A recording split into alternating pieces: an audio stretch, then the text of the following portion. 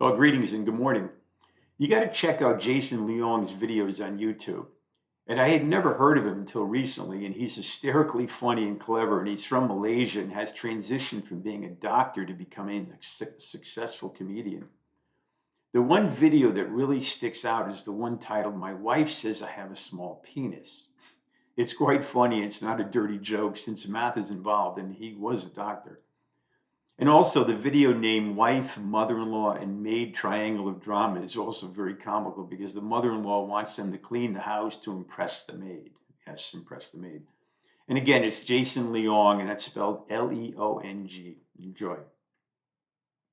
As I was looking through the book Behold a Pale Horse by William Cooper, and I read his introduction in which he stated that it is, excuse me, it is the series of incidents that have convinced me that God has a hand in my life. I do not believe in fate. I do not believe in accidents. In response to this statement, I agree partially with not believing in fate, but I have to disagree with the second part of the quote. I very much believe in accidents. I don't know how anyone could not believe in accidents.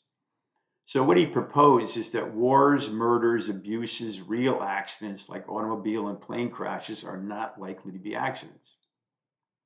It seems incredibly naive to assume this. Is he claiming that what will happen is going to happen no matter what we do, either it be an accident or not an accident?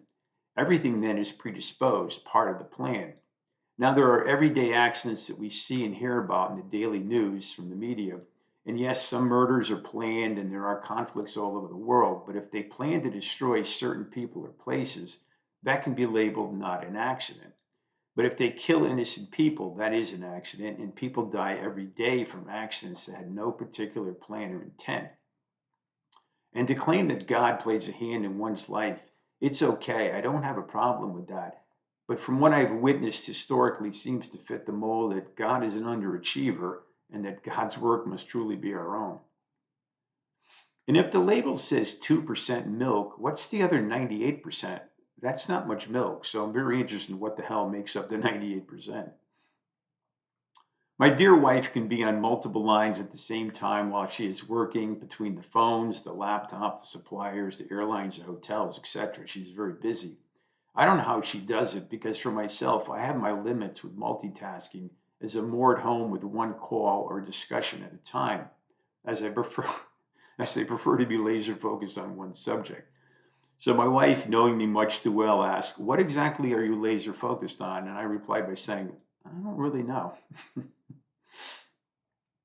And from the drama series Elsbeth, a woman states that I know a lot of people died, but we had a lot of fun.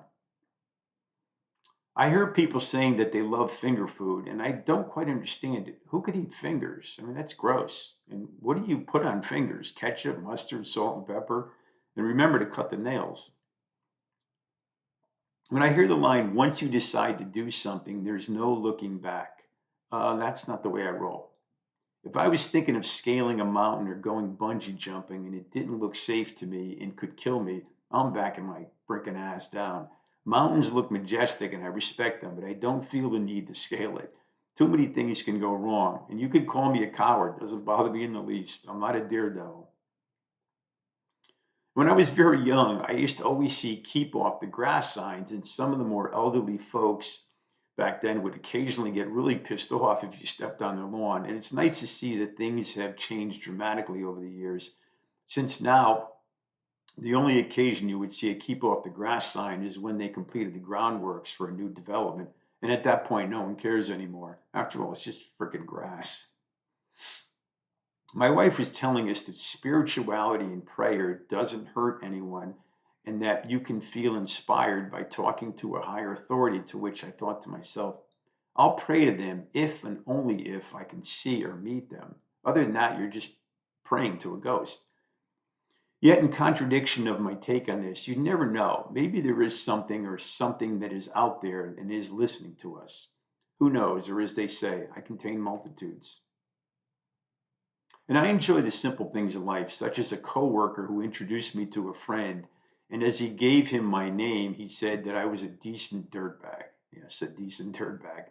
Only Charlie T would do this. And you got to love street people for a specific reason. They have to have a sense of humor. And Charlie was as street as they came. You know what the most important key on your chain of keys is? It's the bottle opener. You never know when you're going to get stuck in a desert, and water is essential to the human body, especially liquor, as liquor does have water in it. And lastly, male and female hormones are not always harmonious. As a matter of fact, that's where all the trouble begins. Scientists have discovered over 50 hormones in the human body, so it becomes an internal war between your environment and your hormones. Life's tough enough. Now you have to regulate your hormones or end up in a jam or in jail. I'll stop here.